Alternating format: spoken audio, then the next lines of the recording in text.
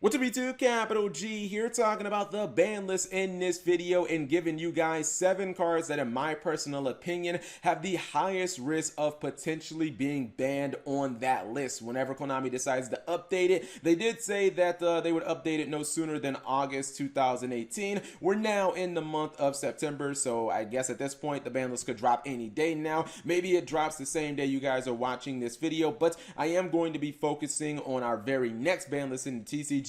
Whether Konami drops that in September, whether they wait until, November, October, whatever, on our next ban list, that's the list I'm talking about. Not going to be focusing on the OCG. I'm also going to be excluding cards that I believe are ban worthy or cards that I believe are going to be banned in the future, but just not necessarily now. There are a few cards like Lone Fire Blossom, Summon Sorceress, and number 42 Galaxy Tomahawk that in the past I've said that all of these cards, I think by the end of the Vrains era, will eventually be banned, but I just feel like there are certain reasons why they're just not going to be. A couple of these cards, I kind of think that they're not on Konami's radar, like Lone Fire Blossom, because we don't have Aromatherapy Jasmine. That would be a card that definitely heightened this card's play. The Predaplan Engine, definitely one of the reasons why people play Lone Fire Blossom right now, but the same thing kind of with number 42. We don't have a rank 7 deck exploiting it. The closest thing would be something like Mermill. And then with Summon Sorceress, I just think that this card is just, it's brand spanking new. Konami's not going to ban a card that hasn't even been legal for a YCS yet, especially when you have the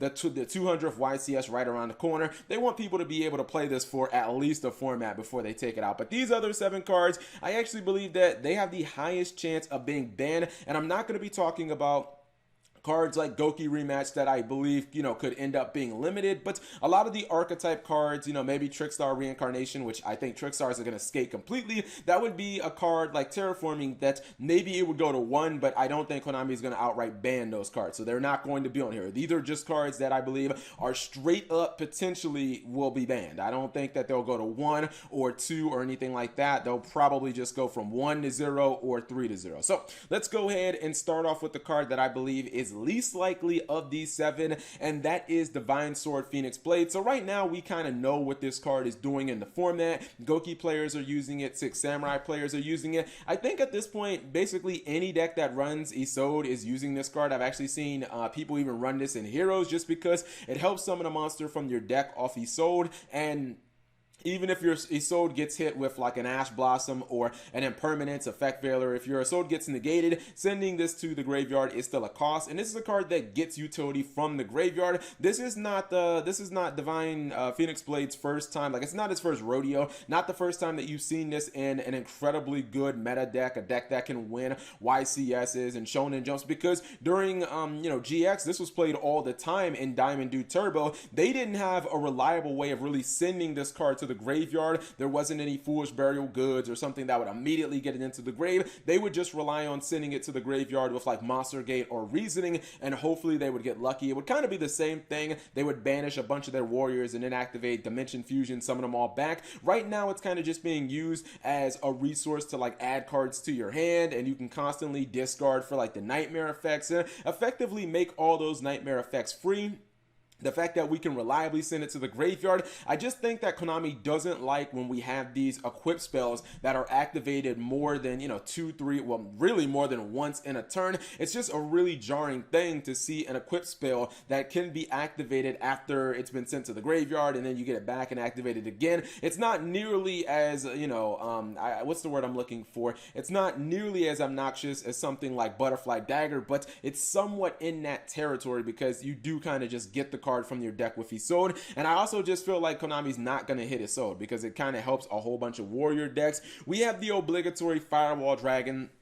We all know that if this card would have had a hard once per turn on its special summon from the hand effect, it would have been perfectly fine, but I feel like Firewall is probably one of the biggest cards that is in danger of getting banned, and I think it's much more likely to happen in the TCG than in the OCG, specifically because the Yu-Gi-Oh! Vrains anime, like the dub version, the version without the Japanese voices, it's still like brand spanking new. It's very, very early on in the show. I think that Konami could kind kind of ban this card, sweep it under the rug so that newer players don't even really know that there was a time when this card was at 3 and it was causing all types of shenanigans. They maybe don't want all the history of this card and its OTK and FTK nature. It is such a nice card because of the anime and because of Yasaku and because it's a main protagonist card, but I think that it could actually happen because at this point no one really uses Firewall Dragon for practical purposes except, I don't know, maybe like World Chalice, because they don't use it for like an FTK.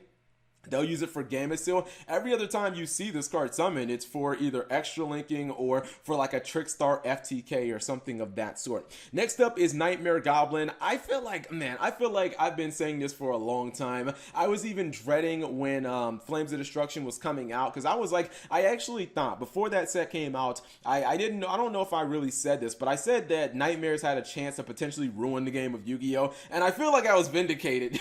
I feel like Nightmares as an archetype were a complete mistake. I feel like Nightmare Goblin is by far the best one and the worst one, and I mean worse for the game. Yes, I think it is very comparable to Gem Knight, Seraphonite, and the fact that you can kind of run that in a lot of decks with Brilliant Fusion and you can get that extra summon. The difference is, like, this is not a card that you ever have to worry about drawing. You can summon this by just having like 2 monsters with different names, which every archetype, like every deck, every archetype, any type of deck that you construct in Yu-Gi-Oh! Is going to be able to meet that criteria. And the real big problem about Nightmare Goblin is I feel like it lets way too many decks extra link. I mean, maybe you can say that about the Nightmares in general, but I feel like the face of Nightmares is Nightmare Goblin. I even had a duel on my channel, one of my commentaries, where we had freaking Red Eyes pulling off extra links like it was nothing. And I said in that video, when Red Eyes can extra link, then you know that we have a fucking problem. I feel like Nightmare Goblin, and also the fact that you can draw a card off of this when you do discard is also kind of disgusting because I don't know, it just mitigates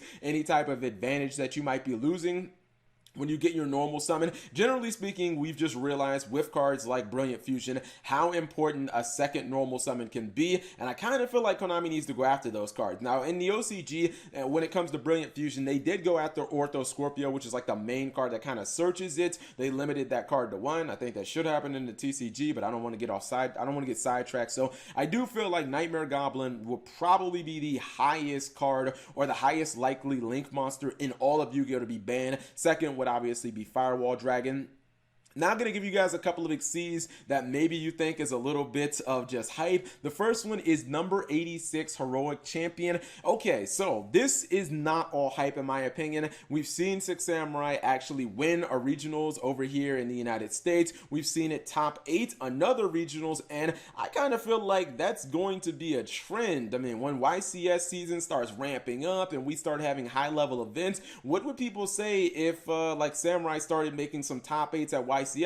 Would you believe the hype then? This is a card that effectively doesn't let your opponent play Yu-Gi-Oh! If you summon this thing with like 5 or more materials, which is really not that difficult. Not exactly sure why. I haven't really seen any, a lot of the Six Samurai players for some reason aren't playing Soul Charge, which makes it even easier. But this is also one of the kind of unkillable boss monsters, right? That you can't actually kaiju it. You know, when you think of the unkillables like Cleafort Towers, Raid Raptor, Ultimate Falcon, Great Magnus from the Super Quantos, like those are all cards that you can just kaiju and keep it moving. You can't kaiju this thing, and also you can't summon, so it makes it really impossible to get to those outs like Utopia, the Lightning, and you know, the few outs that you might have in your deck. The fact that this card can also nuke your opponent's board is disgusting, and when Six Samurai dropped this card turn 1, it is effectively like GG against almost any deck in the meta, because no matter what you put on the field, they're just going to nuke your field and it's unaffected by everything. So I think because of some of the new exceeds that now make this very, very easy to go into,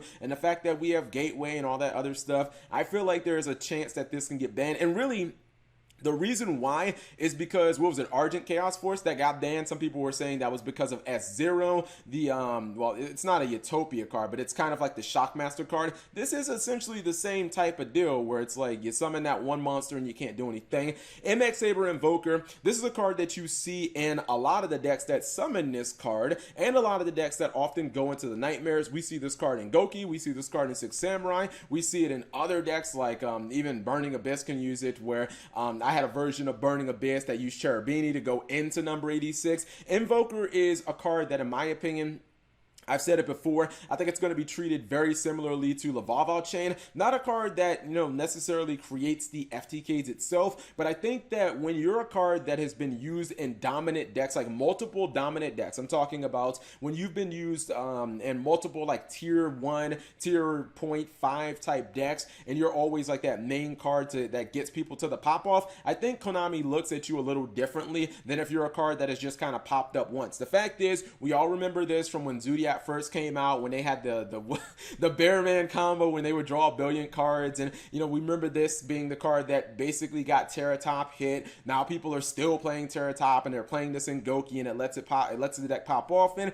I don't know, I just feel like every time someone summons Invoker, it always ends up leading to some bullshit. So kind of feel like Invoker is going to be on the hot seat because it's been used in too many good decks, and always it's something degenerate at the end of the tunnel. Next up is Soul Charge. So this is a card a lot of Goki players have said probably should be banned. I remember Marcelo Barberi famously at Euros this year when he topped, he was like, this card should be banned. Should have been banned a long time ago. For those of you who don't know, when Soul Charge first came out during Zexal, it completely warped the format. I said that it was the best card of the entire year. It took Infernity from a deck that was like tier 3-ish to winning the World Championship. And right now, it just is one of those cards that really allows you to play through hand traps. If you get Ashed, if you get Impermanence, if you get a bunch of cards in the graveyard, just doesn't matter. It's the ultimate comeback card, and at the same time, it's kind of the ultimate play extender. And yes, you have to give up a lot of life points to use it. Sometimes you really don't have to give up that many. Like when you have 8,000 life points in Yu-Gi-Oh, is giving up 3,000 a lot? Because I feel like that's not even half your life points. So I feel like it's really not that many, especially when you compare it to something like Solemn Scolding, which yes negates a card, but Soul Charge gives you potentially 5 monsters or 3 monsters for that 3,000 life points. It's a play extender and a recovery card all in one. You don't get a battle phase, which is fine, but really Yu-Gi-Oh right now is not about the battle phase. Yu-Gi-Oh right now is about like make a board so big your opponent's battle phase doesn't matter, and this is a card that is just always it's like a win con. Basically you activate Soul Charge, if all goes well it basically becomes a win condition where you're paying your life points to basically win the duel. Then the final card that I want to talk about is Droll and Lockbird. This is one where, I don't know, I feel like sometimes Konami does very strange things on the ban list. I thought it was kind of strange when Ancient Fairy Dragon first got banned in the OCG. Eventually that did come to the TCG, but I feel like this could be one of those Kaiser Coliseum, Ancient Fairy Dragon bans that just kind of comes out of nowhere and everybody says, what? I feel like if Konami really looks at Droll and Lockbird, they could potentially ban it for the same reason that they banned Maxi, right? So there's two type of hand traps, right? And I think most people can kind of identify with this theory. There are hand traps like Effect Veiler and Ash Blossom, and Ghost Bell would be another one. These are cards that kind of stop one singular thing. Psyframe Gamma, your opponent activates, I don't know, one certain card, you activate your Ash Blossom, you activate your Effect Veiler, and you're basically trading your hand trap for that one specific card. Then there are other hand traps, like the blanket ones, like Maxi and Droll and Lockbird. These are cards that hover over your opponent's entire turn, effectively making them either so that they can't pop off, or so that they're going to be in a really bad position if they pop off. And some people have even made the argument that Droll and Lockbird is even worse than Maxi, because with Maxi, you at least got the option to, if you want to special summon 8 times and give your opponent 8 cards, more power to you. Droll and Lockbird does not give you that option. It doesn't give you the option of keep on, adding cards from your deck to your hand at the cost of giving your opponent some type of expendable resource. With this, it just says, no, you can't do that for the rest of the turn. I kind of feel like Konami might not like these blanket hand traps, and the only other blanket hand trap that I can think of that has seen a ton of significant play throughout the years of Yu-Gi-Oh outside of Maxi would be something like Droll and Lockbird. So just based on that, I could definitely see Droll end up getting banned. And then I guess as a side bonus, you kind of effectively get rid of the Trickstar Reincarnation plus Droll hit or Droll combo, which I don't believe Reincarnation is going to get hit in the OC or in the TCG. So I feel like Konami can say, hey, we took out the Droll combo, now you guys can't complain about Reincarnation, right? So these are cards that I think could all be hits. Let me know what you guys think. Are there some other cards that I missed? And how would you guys feel if these 7 cards actually ended up being banned? Leave it in the comment section below. Thank you guys for watching. As always, subscribe if you have not already, and turn on that notification bell for daily videos.